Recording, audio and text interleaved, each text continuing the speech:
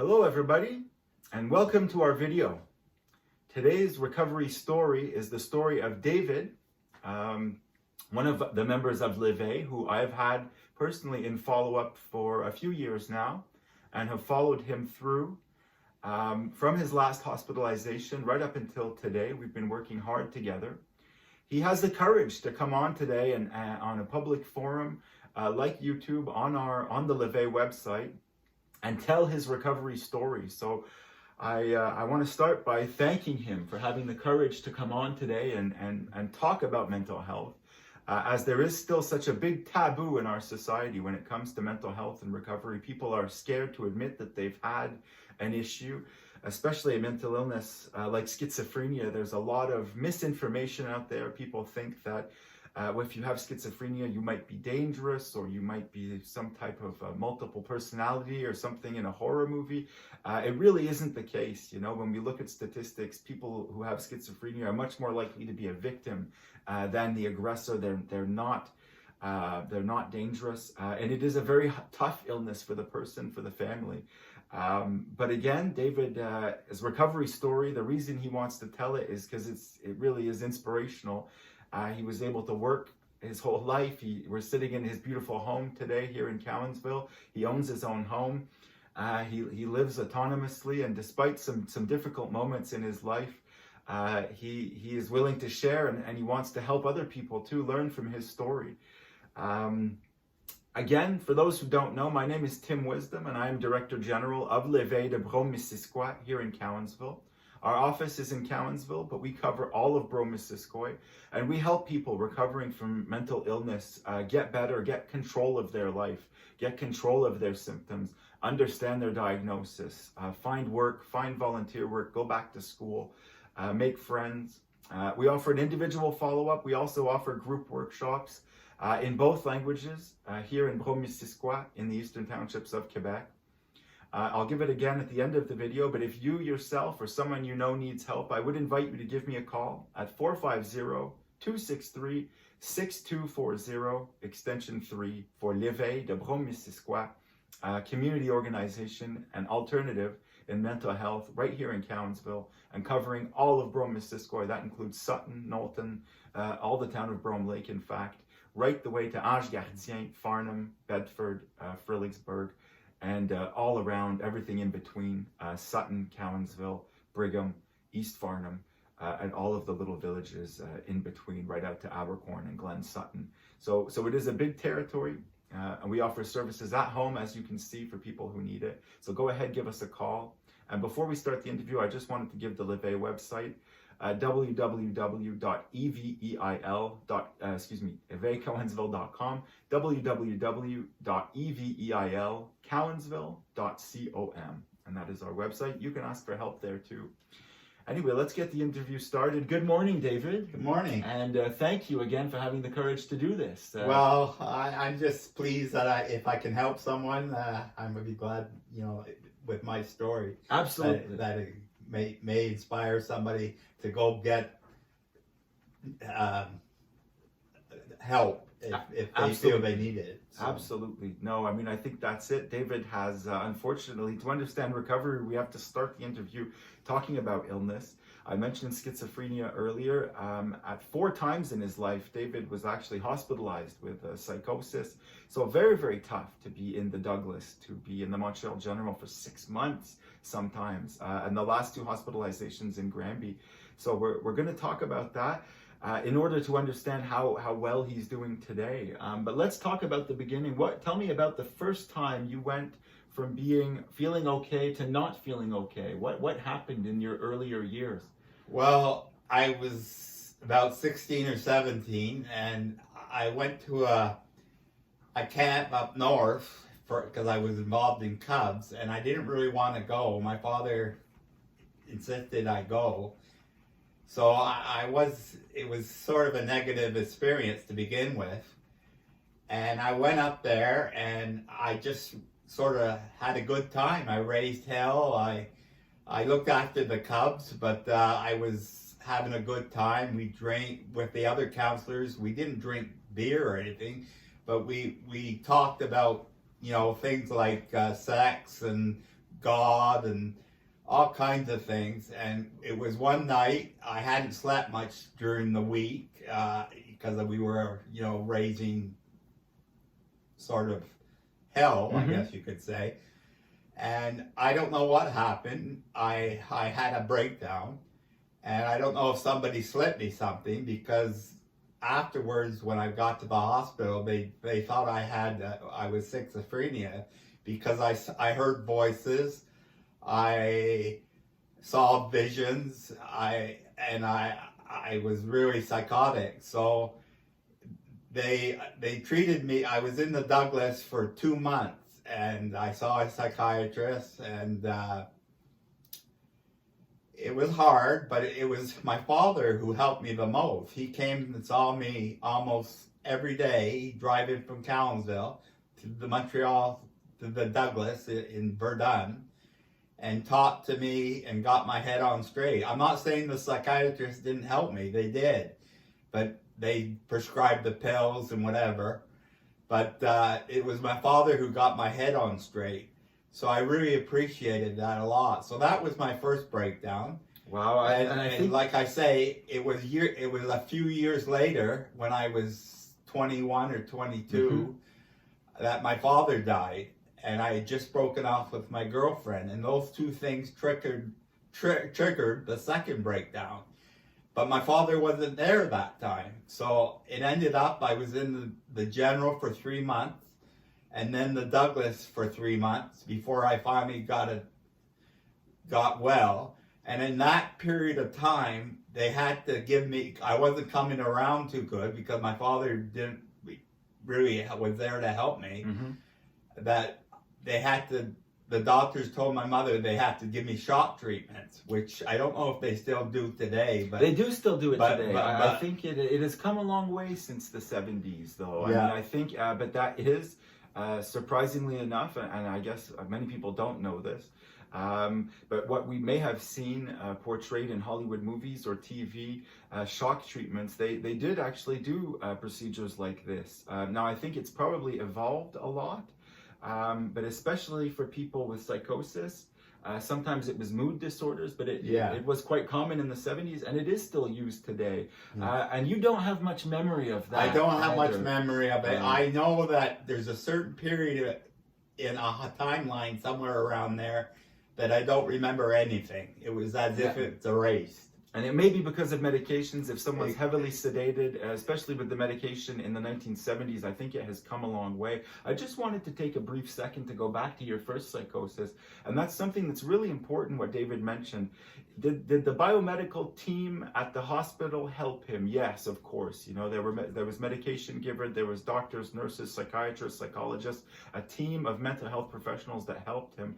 But what he mentioned to me and to you guys before that, it was how important it is for the family members, the friends, his father coming all the way from Cowansville up to Verdun, crossing the bridge every day to visit his sick son. I mean, it's not just hard for the person who is suffering with an illness, but imagine for the families as well, and the effort that takes, especially for someone if they're usually working.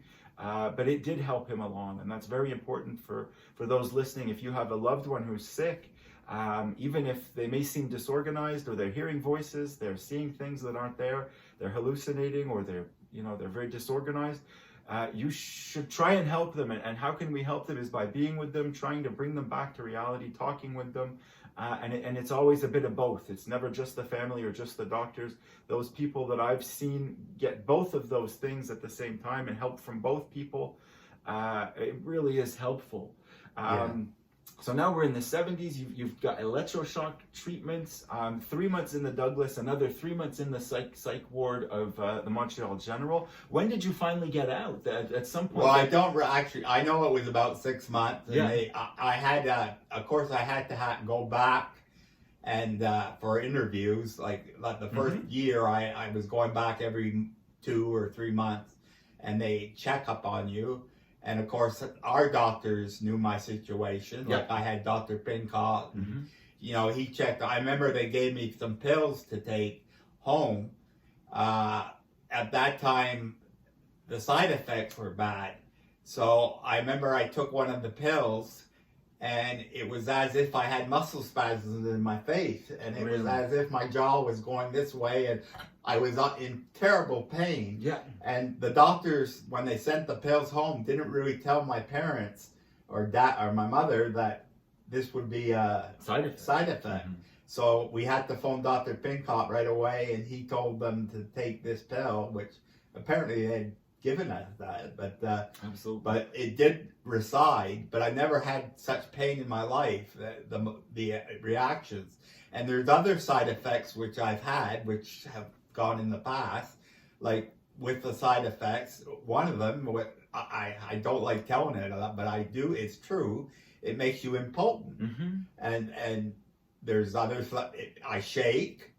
I tend to hold a remote, and it's not that I have Parkinson's. It's just that it's a side effect. And this is even today. I mean, This is even isn't today. Like the medication, and this is tough, and this is something. It's something you got to live with. But whatever, the pills have involved better. The medication has involved better, and I've always been able to work. And I know some friends that have mental illness or situations, and they can't work. They just can't cope with, keeping a job. Or David was a painter at the factory down here in Cowansville for how long? How long was your career? 30 years. 30 years. At Albany. At Albany, yes, as a painter. So don't think, and that's another big myth, is that mentally ill people cannot work. Even someone suffering from schizophrenia, one of the more severe psychological disorders, David was able to work, throughout this. And of course, we're talking about the 4 psychoses, but throughout this, you worked in between. I mean, there was a third one in the 1980s, and this was, again, another important thing that David's mentioned. Before each psychosis is a stressful event, is something, déclencheur. There's often an event that happens. Tell us about the third one where you were hospitalized. I was hospitalized 3 or 4 months. This happened with a friend. I won't say his name. He knows who he is. We played this stupid game, and to be honest, he just was a sore loser, and I was beating him, and he blew up at me, told me to get out of the house, and he said I cheated. And I mean, when you lose your best friend, in a sense, it hurts me. And I wrote a poem, which I'm not going to read today, but I called it Broken Friendship. And I read it to him later, and he didn't even acknowledge it, So you don't need friends like that. Anyway, there's other situations too, but that's what triggered it. But what happened was I didn't take my pills during that time. I was so upset, and for a week or so, and then I had the breakdown. So you got to make sure you take your medication when you have mental illness and the doctor prescribes you the pills, because don't stop taking them just because you think you don't need them. That's an important piece of advice, and I think that happens. They say, we all know that happens with antibiotics. You start the course of treatment. After a few days, you start to feel better. You leave them on the back of the medicine cabinet and don't necessarily take them, and whoop, the infection comes back and it's worse. I've seen the same thing happen very often in the 12 years I've been working in mental health. People start the medication, as David said, you start to feel better, and all of a sudden, well, I don't need my antipsychotics anymore. I'm feeling great. It's a month later, and boy, can there be a crash down, and sometimes even worse than the first time, because all of a sudden our brain chemistry is unbalanced, and you're going through almost a withdrawal. People can get suicidal. It can be very, very tough. So again, always good to talk to your doctor, talk to your caseworker, talk to a mental health nurse, and make sure, if you're planning on stopping, or should the side effects become unpleasant, do it with your doctor's blessing, and make a plan to wean you off the medication. Tell us about the last psychosis. Now, this was just before we met. There was another stressful event, which we won't get into, but there was an issue with another friend, and things went downhill for David. Well, this basically, with a friend, I co-signed for him, and he stopped paying his mortgage, or what I co-signed for him. So they were going in my bank account and taking money out of it. So that meant, for the most part, he did pay, but at the end, he wasn't paying. and they took quite a bit of money out of my bank account. So I was very stressed and upset, and I had a breakdown, and I was in the hospital for, I forget, a couple of months. I was at the Granby Hospital. That's where I got involved with LeVay and the psychiatrist there, and I still go see the psychiatrist once every 5 or 6 months. She comes to Cowansville, and I see her at the hospital. And but this was to do basically over money and stress, because I was running out of money. I couldn't keep on forking out and not getting, you know, I didn't intend to pay. I used to co-sign for him. I didn't intend to pay for his payments, you know, like, so it took me a long time to get off it. My sister took over the situation, and it cost me, to be honest, it cost me pretty near $20,000 just to get off the co-sign, to be free of it.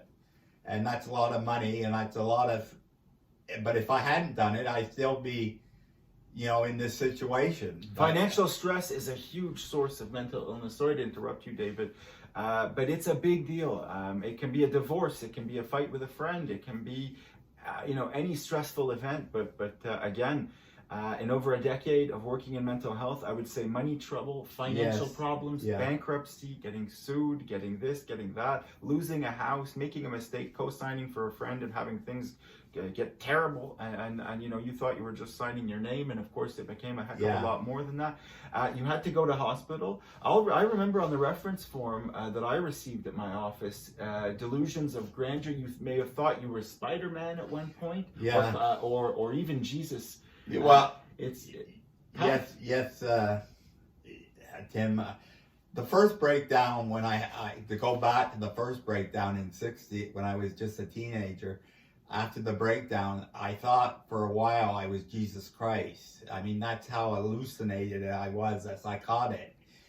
And I remember everything I read and everything I heard, especially music, I thought it was referring to me. It was about me, which wasn't true, but that's what I thought. And I'm thinking that I was Jesus Christ.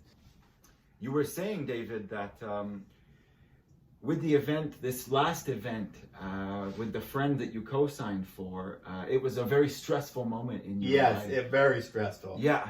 And I mean, I've never done it. I've never, in all my times that I've had mental illness, like I belong to a mental health support group. It was run, but she said I could use her name, Linda Ransom, and it's been very helpful for me, because it's a group of people who all have types of problems. Like some are bipolar, some are depression, some have lost a loved one, and it's affected them, and they need mental, like it's a support group where we talk about ourselves and we listen to the others and try to help them.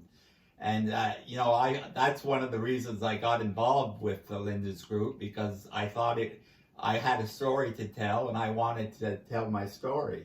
Absolutely. And it's helped me in a long time. It's helped me to open up, to be more outgoing, because I used to keep everything to myself until it would build up to a boiling point, and I just snapped. Absolutely. No, so Connections for Mental Health with Linda Ransom in Knowlton. If you need more information about that, go ahead and give me a call. It is helpful. And again, let's look at what's helped David. At some points in his life, he needed the hospital. At other points in his life, he needed a regular follow-up with a psychiatrist. At other times in his life, he needed his father. Today, it's his sisters that help him. His mother had helped him in the past, obviously. So family, friends, caseworkers, there's a whole team, and we call that a safety net. Tell me a bit more about when we started out. You started out working with LeVay. I would come here about every 3 weeks and just talk about what was going on, make sure that David was feeling okay. And he would come to our group activities too at LeVay. I mean, I got involved with LeVay through Tim. He phoned and said he'd like to do a follow-up from I don't know if the hospital gave him, he said he gave him a report. Yeah. And Tim would come and we talk, and I mean, he got to know that, like, I told him my situations and a little bit about myself, and like one of my things that I do to release my tensions and things, I write poetry. And usually it's about love, it's about religion, it's about mental health, and it's my way of getting my thoughts out, and it's done through poetry. So anyway, that's one of the things, and Tim has helped me a lot. He's very supportive, and he's always there if I need to phone him. I've got his number, and I've done a few activities with the group that they organize, and it's helpful. You meet other people from their not like from Linda's, but from LeVay's group, and we all have it's all people that need help, whether it's through mental sickness or just need support because they're on a fixed income, or they don't have much going for them. Their families have left them, or they come from bad families. But I mean, it's a good group, and we all try to help each other. Well, thank you, David. What would your message be? And this will be my final question before we have you read your poem. But what would your message be, or your advice be to a young man or a young woman who maybe just found out they have schizophrenia? You found out, whatever it is, 30, 40 years ago. Yeah. It's been a while. You've come a heck of a long way since you were first diagnosed. What is your message to someone who found out perhaps this year that they have it? Do you have any words for them or advice? Well, I really can't say too much. If you're diagnosed with it, do what the doctors tell you and take the medicine that they prescribe. Like what they told me with my schizophrenia is that I have a chemical imbalance, and I got to take my medicine because whatever's wrong with me in my brain, like a chemical imbalance, it neutralizes it. It keeps it exactly on an even keel. So I would say make sure if you see a psychiatrist or whoever you see and they prescribe what they think will help you, you take it and don't go off it until, because it is a sickness. You always have it. It will never go away. And, like with me, one of the reasons, going back to the very first time when I was diagnosed with schizophrenia on my first breakdown, and me thinking I was Jesus Christ, and that, people have said, you think somebody slipped you something, because it was the time in the 60s when people were high on drugs and, and I don't know if somebody slipped me something or not, like with my group there. I mean, I don't believe it. I just believe I was going through a bad stage and, puberty and things like that, and talking about all things like, that I did. I can't explain it, but I had the breakdown, and that's what they prescribed it. So, absolutely, David. Thank you so much. We're going to conclude the interview with a poem. David, let me read some of his poetry, and I think I'll let you grab your book, David, yeah. and read a poem that he wrote. And again, the importance of having a pastime, a hobby. So many people start their follow-up at LeVay and they don't have anything to be passionate about. It just, if you're just watching TV, I think David, poetry is really how he expresses It's a big relief for me to write my poetry. To share, and it really is his talent. It was hard for me to choose which poem for him to read. Again, while he's getting ready, I just want to give the phone number for LeVay one more time. And again, French, English, older or younger, black or white, rich or poor, you can call LeVay for help. Our services are free. There's very little wait for our services right now, which is fortunate. I can't promise it will always be like that, but right now we don't have a waiting list. If you need help, or someone needs help and they want to talk to a mental health caseworker like myself, go ahead and call 450-263-6240, extension 3, and you'll be speaking directly to Tim Wisdom, the Director General of LeVay. You can leave me a message if ever I don't answer, as I do work at home with people a lot, and we'll go ahead and get you help you need.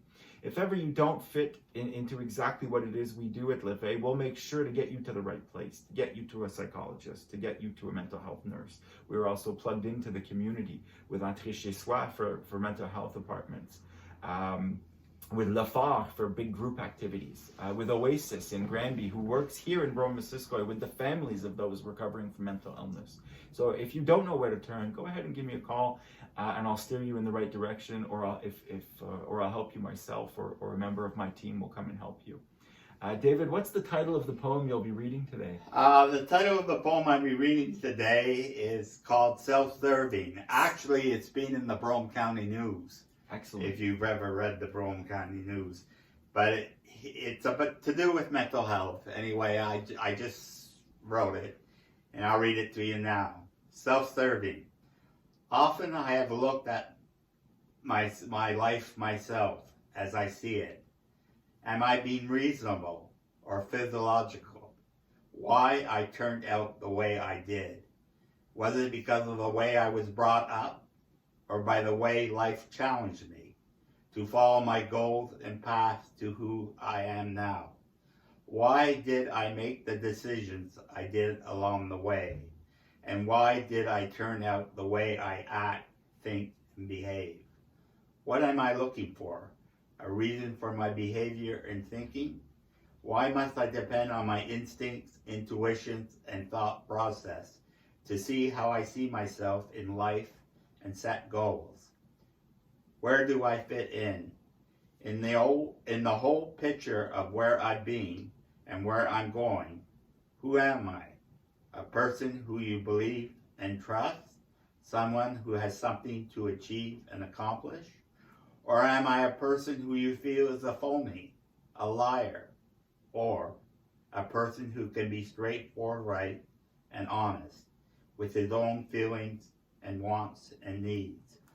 I look at myself and see a person who is in conflict with himself, with his own self-worth, and has only himself to blame for how others see or perceive me as a person and human being. My own thought is that I'm a person who needs moral support, encouragement, and trust, goodwill, and love. For I don't have a lot of self-confidence. I hope people can see through me, the real me, that I need to be accepted and liked, and that I have feelings and pride.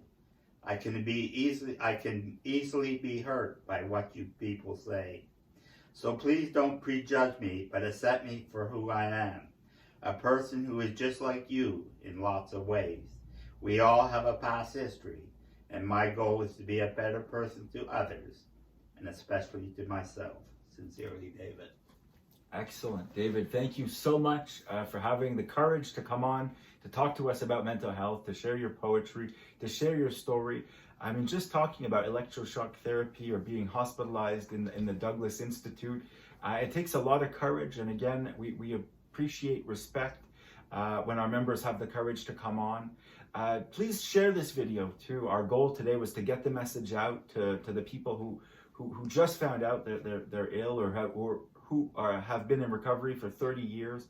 It doesn't matter. We want to get the story out and to show that schizophrenia is not a death sentence. Neither are any of the other mental illnesses. You can recover from this. You can get help. And David, you're an inspiration. Thank you so much. Well, thank you. And I hope if I can help anybody with my story, like everybody can be helped if you know you have a problem. Don't,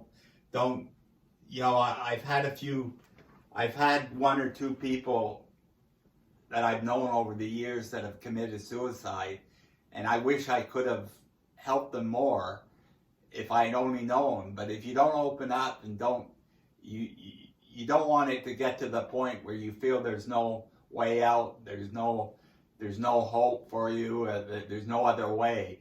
There's always a better way. There's always, people are here to help, and if you don't get the help, things can go bad. So that's all I want to say. Absolutely. No, I thank you, David, for that. And it's an important message. The phone number here in Quebec for the suicide prevention hotline is 1-866-APPEL.